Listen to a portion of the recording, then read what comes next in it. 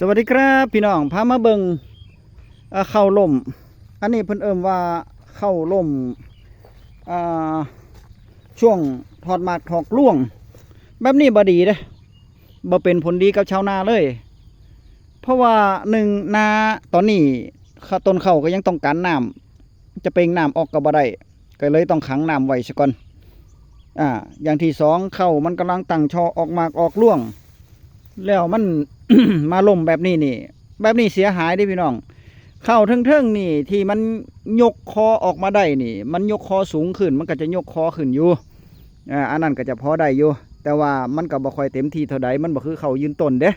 เพราะว่าเข้าบางที่นี่เข้ามันหักมันหยังนี่แหละการออกหมากออกร่วงอาจจะมีดำๆแดงๆขาวๆนั่นส่วนเข้าที่อยู่ข้างล่างที่อยู่ข้างล่างนี่ที่ทับกันแล้วอยู่ข้างล่างบ่สามารถที่จะยกขึ้นมาได้นั่นบ่สามารถที่จะยกคอขึ้นมาได้นั่นอันนี้นี่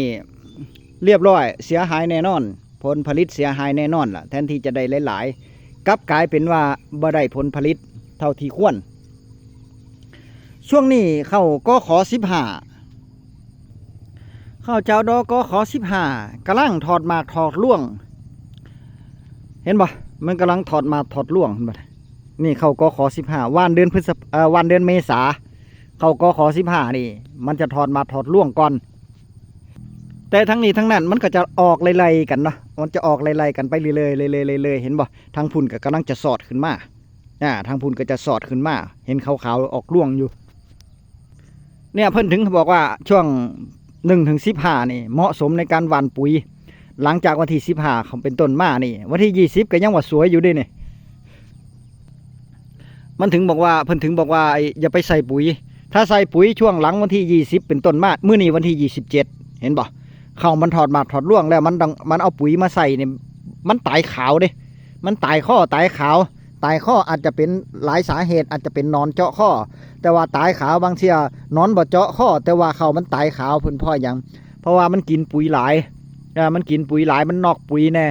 มันเฮ็ดให้บ่มีหมากมีร่วงมันจะได้แต่ใบซึ่งเข้ามองนี่พยาการถือว่าสมบูรณ์มากเลยเนี่ยสมบูรณ์มากเลยเข้าต้นเข้าสมบูรณ์เด้ที่ผ่านมาเข้างามเด้งามขนาดเลยเนี่ยไผนี่งามขนาดเลยบ่แม่นเข้าพยาการเป็นเข้าพอลุ่งเนาะเขาเนาะเข้าพอลุ่งเพิ่นอยู่ข้างทางนี่แหละมันสวยงามมากเลย แล้วเป็นที่ชื่นชมที่นี่เข้าบ่ได้ตัดเด้เข้านาหวานแต่บ่ได้ตัดพี่น้องในเมื่อเข้าสูงแล้วบ่ได้ตัดพออย่าลืมว่าถ้าเข้ามันสูงอยู่แล้วถ้าเฮาบ่ตัดนี่ตอนที่มันถอดมาถอดร่วงมันจะต้องเพิ่มขึ้นไปมันจะต้องทรงคอขึ้นไปอีกประมาณ50-80 เส้นเพราะฉะนั้น1ความหนาความที2มันเริ่มมีหมากมีร่วง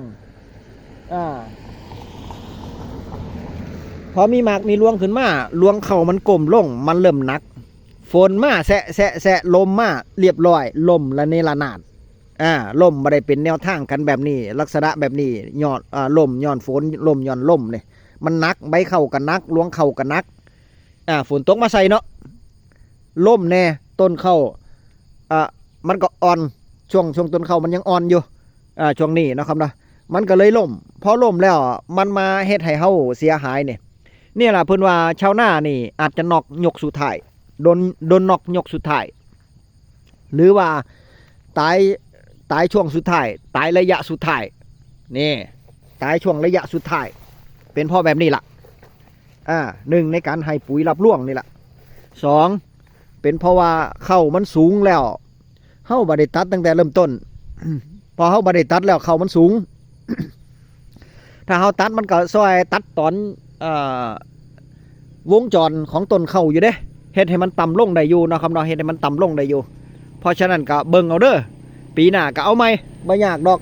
เฮ็ดสุปีนะครับเนาะเขาเฮ็ดหน้านี่เฮ็ดสุปีก็ถือว่าเป็นประสบการณ์ที่ดีแต่ว่ามันก็บ่ได้เสียหายบดให้เด้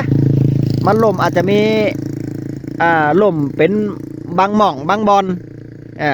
ช่วงที่เขาพูดมันจะล่มแท้ๆก็คือช่วงที่เขาก้มเขาช่วงที่เขาเหลืองนั่นปลายฝนต้นหนาวช่วงนั้นลมหนาวมากพอวัม อันนั้นมันล่มแต่ว่าเขาเป่งน้ำได้อันนั้นน่ะเขาเป่งน้ำบกแล้วมันก็บ่มีความเสียหายเท่าใดมันก็บ่ค่อยมีความเสียหายเท่าใดเด้เพราะเขามันออกสุกกล้วยแล้วจังซี่นี่หรือว่าเขามันแก่แล้วเขาเป่งน้ำได้เลยแบบนั้นปล่อยน้ำเป่งน้ำทิ่มได้เลยเขาก็ยังได้เด้บ่เสียหายหลายเนาะครับเนาะแต่จะให้ดีนี่อย่าให้เขามันล่มหั่นล่ะดีแล้วแต่มันห้ามยากเนาะครับเนาะเขามันล่มเขามันล่มนี่ห้ามยากอย่างที่สองที่เข้ามันอ่อนนี่เห็นบ่ทั้งพุ่นมันจะบ่ล่มทั้งกลางมันจะบ่ล่มเลยเป็นเพราะหยังบางที่มันอยู่ใต้กกไม้นี่เห็นบ่ใต้กกไผ่ใต้กกต้นไม้นี่มันอยู่ใต้ต้นไม้ใหญ่จังซี่เนี่ยเข้ามัน ถ้าต้นเข้ามันอยู่ใต้ต้นไม้ใหญ่นี่มันจะอ่อนแอเด้ต้นเข้ามันจะอ่อนเนาะเพี้ยวสูงขึ้นแต่ว่าต้นเข้าลำเข้าต้นเข้านี่มันจะอ่อนแอมันจะบ่แข็งแรงเหมือนทางกลางๆเหมือนทางที่มันได้รับสังเคราะห์แสงดีๆนะครับเนาะต้นเข้าจะแข็งแรงซุ่มนั้นพอลมมาแน่ฝนตกแน่มันจะล่มไปก่อนหมู่ละซุ่มอยู่ในโฮมนี่ใต้เงาไม้นี่มันจะล่มก่อนหมู่ละจักเป็นหยังนี่ละก็สาเหตุมันบางคนก็ว่ามันก็เป็นหยังนี่ละสาเหตุมันก็เป็นเพราะว่าต้นเข้ามันอ่อนแอกว่าหมู่นะครับเนาะมันบ่แข็งแรงนี่ชาวนานี่หนังแบบที่เขาเบิ่งหนังน่ะเปรียบเทียบแล้วเนาะหนังนี่กว่าจะจบเรื่องมันมีหลายม้วนนี่พี่น้องมันบ่คือหนังสั้นเนาะถ้าหนังละครสั้นนี่ก็เหมือนข้าวเจ้าดอม้วนเดียวจบแต่ว่าหนังยาวข้าวเจ้าดอกขอ15นี่ข้าวเจ้าดอข้าวหอมมะลิ105นี่พ่อจัดการถือว่าเป็นเป็นหนังม้วนยาวหนังนี่มันฉายมานี่มันกว่ามันจะจบเรื่องนี่บางที3ม้วน4ม้วนหมดเด้แม่นบ่เปรียบเทียบกับชาวนาว่ามันจะจบนี่มันเจอปัญหาหลายได้ม้วนแรกก็ตั้งแต่หนังฉายเริ่มต้นม้วนแรกบางทีมันก็ขาดแน่ไฟบ่พอแน่บางทีมันก็ไหม้แน่จังซี่เห็นบ่หนังสมัยโบราณน่ะเปรียบเทียบกับเกษตรกรชาวนาเฮาคือกันเริ่มต้นก็คือหว่านเข้าไปแล้วฝนบ่ตกภัยแล้งเข้าตายเข้าบ่เกิดบางที่ฝนมาน้ำหลายเข้าน้ำท่วมเข้าตายเข้าเน่าหว่านใหม่นะหนังม้วนแรกม้วนต่อไปก็ถือว่าเดินเรื่องแน่สม่ำเสมอแน่บางคนก็บ่มีปัญหาอย่างเลยม้วน2ม้วน3บางคนก็เจอแต่ปัญหาบัดนี้ขาดอยู่หั่นละหนังก็ขาดก็ไหม้อยู่หั่นละเพราะว่าช่วงที่เฮาหว่านเนี่ยบ่ถูกช่วงจังหวะเวลาในการหว่านเข้าพอมาม้วนสุดท้าย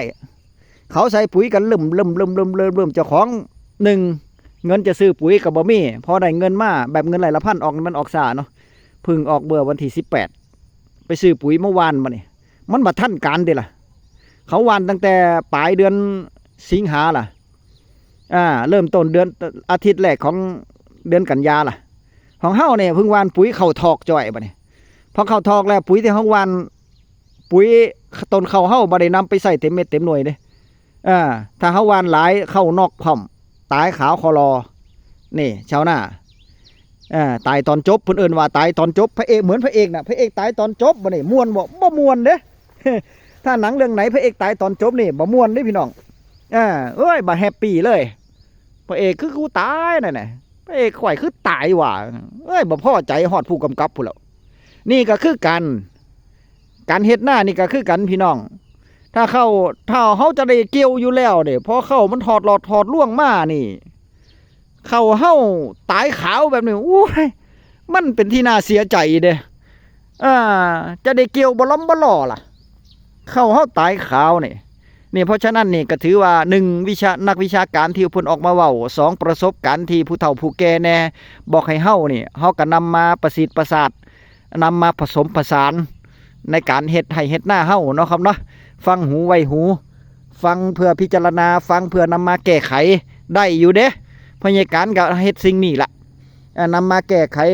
ปีไหนที่มันเป็นประสบการณ์ที่เฮาเฮ็ดแล้วมันออกมาบ่ค่อยดีปีกายอย่าแบบปีกายเด้ปีกายพยาการหว่านลาบัดนี้หว่านปลายมิถุนาพุ่นเด้บ่ได้ความประสบผลสำเร็จในส่วนของการเก็บเกี่ยวบ่ค่อยดีทุกเบิดปีในการเฮ็ดหน้าเดี๋ยวก็เข้าเน่าเดี๋ยวก็เข้าบ่เกิดเดี๋ยวจะได้3เดี๋ยวจะโอ้ยสารพัดเลยปีนี้พยาการวันเมษาพฤษภาต้นพฤษภาถือว่าดีอยู่แต่ทั้งนี้ทั้งนั้นมันก็ขึ้นอยู่ช่วงวันเวลาของฝ่าฝนคือกันเด้บางที่เฮาหว่านก่อน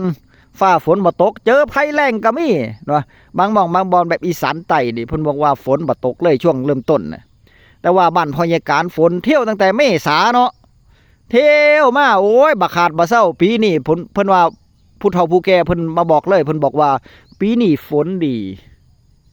ปีนี้ฝนดีแถวชุมชนบ้านพ่อใหญ่การเด้แถวบ้านพ่อใหญ่การนี่ฝนดีน้ำนี่บ่ขาดเลยน้ำนี่ไหลปุ่มๆพำๆตลอดเวลาน้ำนี่บ่ขาดเลยเห็นบอกเกษตรกรแถวหน้าแถวบ้านพ่อใหญ่การนี่ผู้ใดหวานล่านี่โอ้ยเสียหายต้องหากาไปดำไปหวานไปซ้ำกันไหมโอ้ยเฮ็ดหน้าบ่ฮู้จักแล้วเพิ่นเอิ้นถูกเด้บ่เด้ของเขานี่โอ้ยหวานแล้วก็แล้วเห็นบ่ FC ทางอำเภอพนมไพรจังหวัด101เพิ่นหวานตั้งแต่เดือนต้นเดือนพฤษภาเพิ่นหวานปีนี้นี่หวานถึกจังหวะคักเพิ่นว่าโอ้ยฝนก็พอดีน้ำก็พอดี